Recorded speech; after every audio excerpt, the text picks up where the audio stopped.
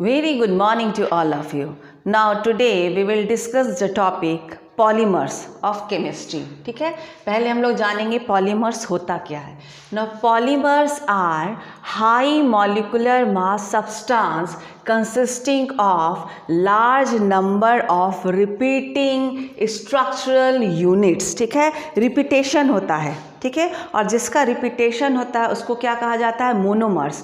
तो monomers combine होता है और क्या चीज़ का फॉर्मेशन होता है? पॉलीमर्स का. ठीक है, और ये जो प्रोसेस है मोनोमर्स कंबाइन हो रहा है और पॉलीमर का फॉर्मेशन हो रहा है उसको क्या कहा जाता है? प्रोसेस को polymerisation. Now see one example. Now this is ethene, ethylene और ethene you can say CH2 double bond CH2. This is ethene. ठीक है ना, जिसको इथाइलिन भी कहा जाता है. यदि n टाइम्स का इथीन लेंगे, ठीक है ना, n times of ethene taken, क्या होगा? इसका पॉलीमराइजेशन होता है. ठीक है ना, और पॉलीमराइजेशन होकर क्या होगा? सारा CH2 क्या होगा? एक दूसरे से कंबाइन हो जाएगा. ठीक है, और इसका जो डबल बॉन्ड है, we know that there is 2 bond, one is sigma and other is pi bond. तो पाई बॉन्ड का टूटना इसमें होता है, breakage of pi bond takes place. ठीक है, तो यहाँ डबल बॉन्ड है, टूट के क्या हो जाएगा? सारा सिंगल हो जाएगा और जितना CH2 है कंबाइन हो जाएगा. देखिए किस तरह से कंबाइन होता है, और जो कंबाइन हो रहा है, ठीक है ना, इसको क्या कहा जाता है? मोनोमर्स. जैसे यहाँ पे इथीन क्या है आपका? मोनोमर्स है. इथीन क्या है? मोनोमर. देखिए CH2 डबल बॉन्ड CH2, तो इसमें क्या है? एक सिग्मा है, एक पाई बॉन्ड है. ठीक है, अब क्या होगा? ये n टाइम्स हम लोग लिए हैं. ठीक है, सपोज कीजिए एक और लेते हैं CH2 double bond CH2. Take one more CH2 double bond CH2. ये क्या हो रहा है? n टाइम्स क्या लिखना है? इथीन, जिसको इथाइलिन भी कहा जाता है. अब क्या होगा? ये डबल बॉन्ड का एक बॉन्ड टूट के इन दोनों के बीच में बॉन्ड का फॉर्मेशन होगा. एक इथीन है, ये दूसरा इथीन है, तीसरा इथीन है, इसी तरह कितना इथीन होगा? n times. n इथीन लेंगे और क्या करेंगे? ये जो पाई बॉन्ड है ये टूट करके इन दोनों के बीच में बॉन्ड का फॉर्मेशन होगा. ठीक है, तो क्या बन जाएगा? इस तरह से बन जाएगा CH2. ठीक है, सब कंबाइन होगा और क्या चीज़ का फॉर्मेशन हो जाएगा?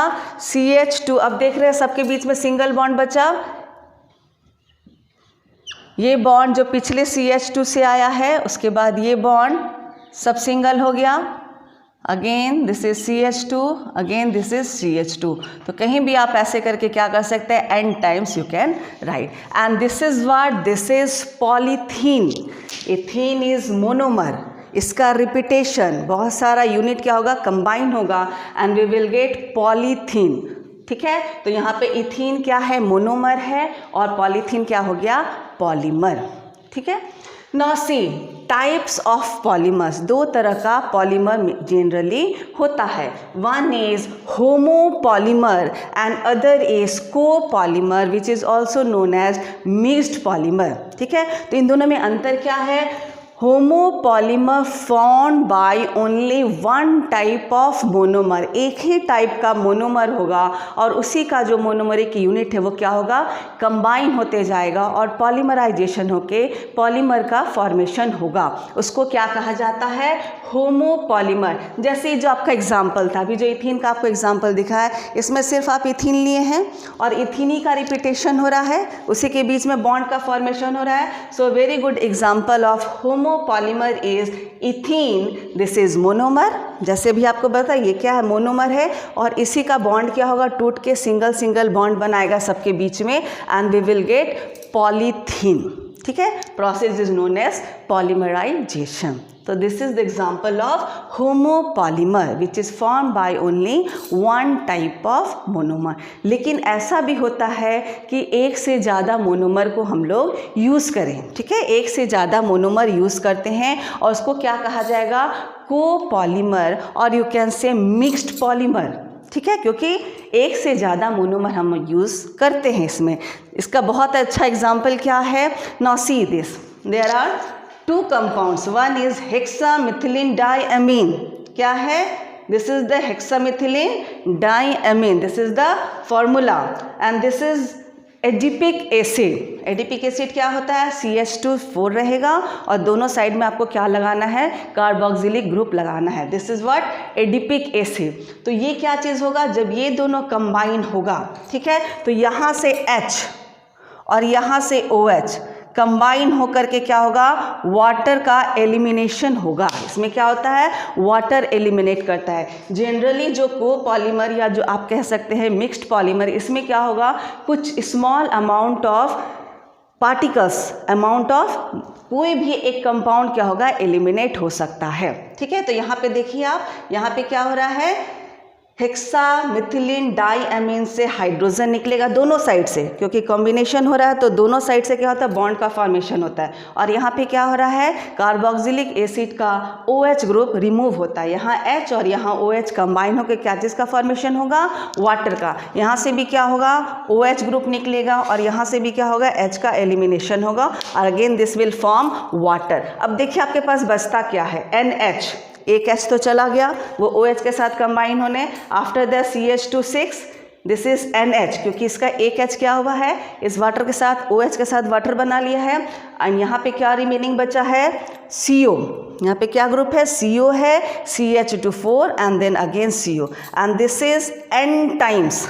क्यों, क्योंकि ये भी आप N टाइम्स लिए हैं, ये भी N टाइम्स लिए हैं। ठीक है, so this two are monomers, ये क्या है, दोनों मोनोमर है और इन दोनों को मिला करके क्या चीज़ का फॉर्मेशन हुआ है, पॉलीमर। तो यहाँ पे मोनोमर आपका क्या क्या है, hexamethylene diamine and adipic acid, this two are monomers. ठीक है, और दोनों कंबाइन होके जो बना उसका क्या नाम है, नायलॉन 6,6। अब ये चीज़ आप जान लीजिए कि 6,6 क्यों पड़ता है, नायलॉन 6,6 का, ये 6,6 का क्या मतलब है। इसमें देखिएगा जो पहला कंपाउंड है उसमें भी कार्बन 6 है, ठीक है, और दूसरा जो कंपाउंड है उसमें भी कार्बन यहाँ पे 4 है और यहाँ पे कार्बन 6, मतलब दोनों ही कंपाउंड में नंबर ऑफ कार्बन क्या है, 6। इसलिए दोनों मिला के जो पॉलीमर का फॉर्मेशन हुआ उसका क्या नाम है, नायलॉन 6,6। ठीक है, now next is your classification of polymer. पहले आप पॉलीमर के बारे में जानिए, उसका एग्जाम्पल दीजिएगा, इथीन ही दीजिएगा, this is very good example. After that types of polymer, जिसमें आप होमोपॉलीमर जाने और कोपॉलीमर जाने। Now see classification of polymer, इसको बहुत तरह से हम लोग क्लासीफाई कर सकते हैं। ठीक है, पहला बेस्ड ऑन, पहला है classification based on source of availability. 4 तरह से हम लोग इसको क्लासीफाई कर सकते हैं। पहला based on source of availability, कैसा सोर्स है, नेचुरल है कि सिंथेटिक है जो हम लोग लैब में बनाते हैं, या फिर सेमी सिंथेटिक है कि कुछ नेचुरल है उसको फिर मॉडिफाई किया गया लैब में। ठीक है, तो इस तरह से हम लोग इसको क्लासीफाई कर सकते हैं। Second is based on structure, structure देख के बता सकते हैं कि ये किस तरह का पॉलीमर है। Now third is classification based on molecular forces of attraction, molecular force of attraction उसमें कैसा है। And next is your classification based on mode of synthesis, किस तरह से बना है। इन चारों वे में हम लोग क्या कर सकते हैं, पॉलीमर को क्लासीफाई कर सकते हैं। Now C first is classification based on availability, source of availability. इसमें क्या है, नेचुरल जो हम लोग को प्लांट्स और एनिमल से मिल सकता है। दूसरा क्या है, सिंथेटिक जो हम लोग लैब में प्रिपेयर कर सकते हैं। And third is semi synthetic, जो आपको हम बताएं कुछ नेचुरल है और उसको क्या किया जाता है, उसके प्रॉपर्टी को enhance the property of that compound, उसके कंपाउंड को इन्हांस करने के लिए, उसके प्रॉपर्टी को इन्हांस करने के लिए क्या किया जाता है, उसको कुछ केमिकल ऐड करके हम लोग उसको मॉडिफाई करते हैं। Now see examples, natural polymer का एग्जाम्पल क्या है, आपको बताया कहाँ से मिलता है, from nature. And example is starch, cellulose, proteins, nucleic acid, natural rubber etcetera. These are the examples of natural polymer. Second is synthetic polymer. Synthetic polymer आपको बताया क्या होता है, which can be prepared in lab, this is also known as man made polymer. Now example is polythene, PVC, polyvinyl chloride, nylon, Teflon, bakelite, Cherilene. These are the examples of synthetic polymer. Now third is semi synthetic. Semi synthetic आपको क्या बताया,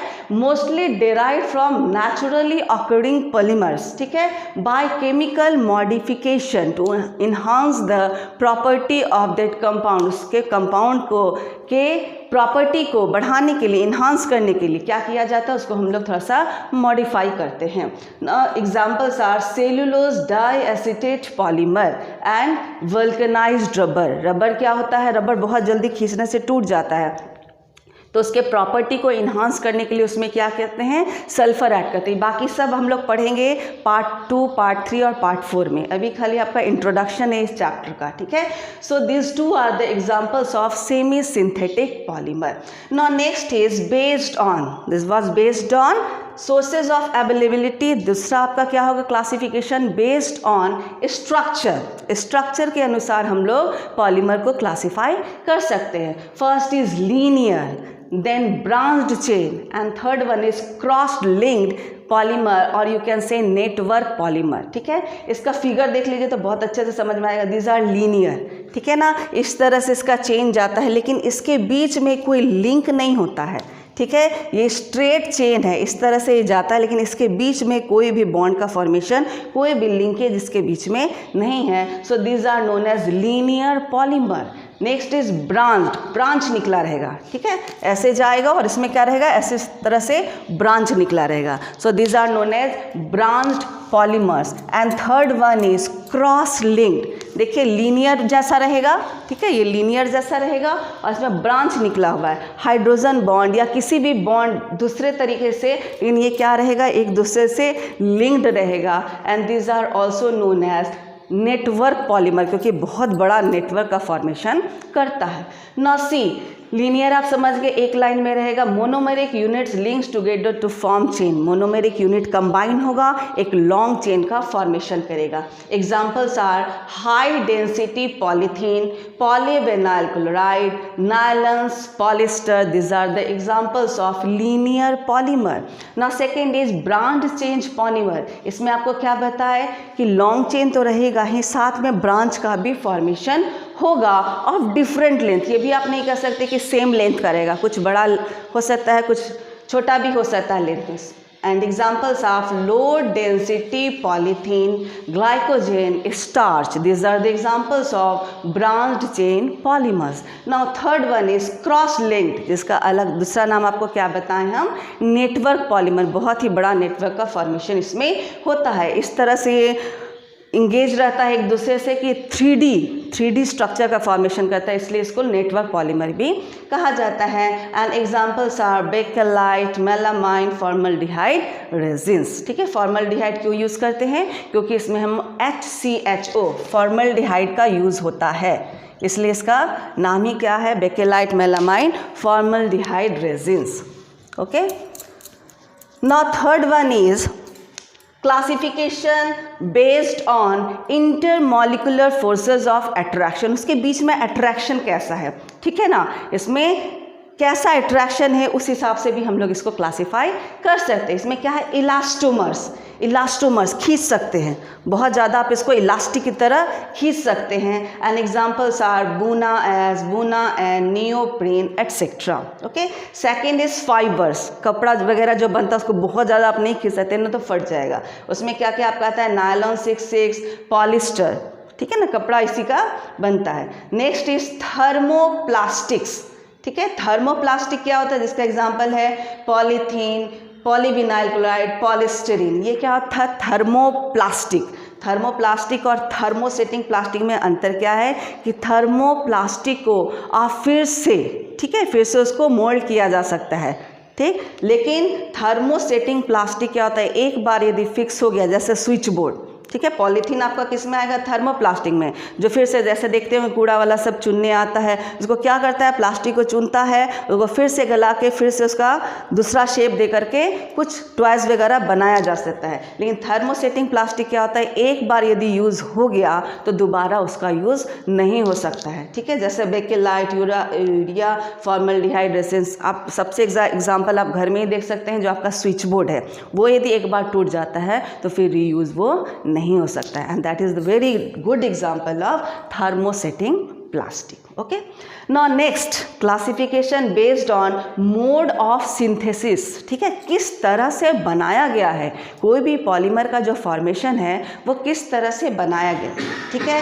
दो तरह से हो सकता है, addition polymerisation and condensation polymerisation. इसको डिटेल में हम लोग नेक्स्ट पार्ट में पढ़ेंगे, क्योंकि बहुत ही बड़ा बड़ा कंपाउंड का फॉर्मेशन होता है, इसलिए एडिशन का अलग वीडियो रहेगा और कंडेंसेशन पॉलीमर का भी अलग वीडियो में आपको पूरा समझाएंगे। Now see what is the difference between addition and condensation polymer. Addition में क्या होता है, जो अभी आप यहाँ देखिए ऐड हो रहा है, क्या हो रहा है, एक दूसरे से ऐड हो रहा है, different मोनोमरिक add to form polymer having same molecular formula of repeating structural unit as that of starting monomer। इसमें starting monomer क्या था, इथीन, ठीक है, और इसके बाद भी जो आपका पॉलीमर मिला उसमें आप क्या देख रहे हैं, CH2 CH2 CH2 CH2, यही है, ठीक है। तो स्टार्टिंग मटेरियल, स्टार्टिंग जो मोनोमेरिक यूनिट था उसी का रिपीटेशन है। तो स्ट्रक्चर क्या है, जो स्टार्टिंग में था वही स्ट्रक्चर क्या हो रहा है, रिपीट होते जा रहा है। But in case of condensation, large number of monomeric combine to form polymer having molecular formula of repeating structural unit different from that of the starting monomer। यहाँ पे देखिए कौन सा एग्जाम्पल इसका रहेगा, ये वाला होमोपॉलीमर। देखिए इसमें क्या है, स्टार्टिंग में आपका हेक्सामिथिलिन डायमीन है मोनोमर में और एडिपिक एसिड है, लेकिन आपका जो पॉलीमर बना वो क्या बना, नायलॉन 6,6। इसमें ये जो पोर्शन है ये आप नहीं कह सकते कि इसी का पूरा रिपीटेशन है, इसमें कुछ पोर्शन एलिमिनेट कर दिया गया है, ठीक है। दोनों में अंतर समझ में आया, एक एडिशन पॉलीमर का एग्जाम्पल है और एक क्या है, कंबाइन होता है लेकिन कुछ चीज़ एलिमिनेट हो जाता है। तो स्टार्टिंग मटेरियल का रिपीटेशन ही ये है, ये नहीं कहा जा सकता है, इसमें कुछ पोर्शन जरूर एलिमिनेट होगा, ठीक है। नथिंग लॉस्ट, इसमें क्या है, कुछ भी लॉस नहीं होता है, सिर्फ पाई बॉन्ड क्या होता है, वो टूट करके दूसरे कंपाउंड के साथ कंबाइन होता है, ठीक है, लेकिन कुछ भी लॉस नहीं होता है। But here there is loss of, यहाँ पे अभी आप देखें, लॉस ऑफ वाटर, एल्कोहल का लॉस हो सकता है, NH3 का एलिमिनेशन हो सकता है, HCl का एलिमिनेशन हो सकता है। तो ये सब चीज़ का एलिमिनेशन हो सकता है, किस केस में, कंडेंसेशन पॉलीमर के फॉर्मेशन है। Now next is generally involves one monomer. इसमें आप देखें ये जनरली एक मोनोमर है, उसी का रिपीटेशन होते रहता है। तो मोनोमेरिक यूनिट जो रहेगा उसी का रिपीटेशन होते रहता है और इसमें जनरली एक ही मोनोमर इन्वॉल्व होता है। But in case of condensation, क्योंकि इसमें कुछ एलिमिनेट करना है, ठीक है, तो एक मोनोमर नहीं होता है, इसमें क्या होता है, एक से ज़्यादा मोनोमर हम लोग लेते हैं, तभी जाके कंडेंसेशन पॉलीमराइजेशन हो सकता है। नाउ नेक्स्ट इज मोनोमर्स जो भी हम लोग ले रहे हैं वो अनसैचुरेटेड कंपाउंड होना चाहिए, क्योंकि देखिए हम कौन सा बॉन्ड तोड़ रहे हैं, पाई बॉन्ड। तो एक बॉन्ड पहले से यहाँ पे है, दूसरे को तोड़ है, तब ना जाके फॉर्मेशन हो रहा है पॉलीमर्स का। यदि एक ही बॉन्ड रहता और उसको तोड़ देते तब तो यहाँ से ब्रेक हो जाता, तब तो पॉलीमर का फॉर्मेशन नहीं होता।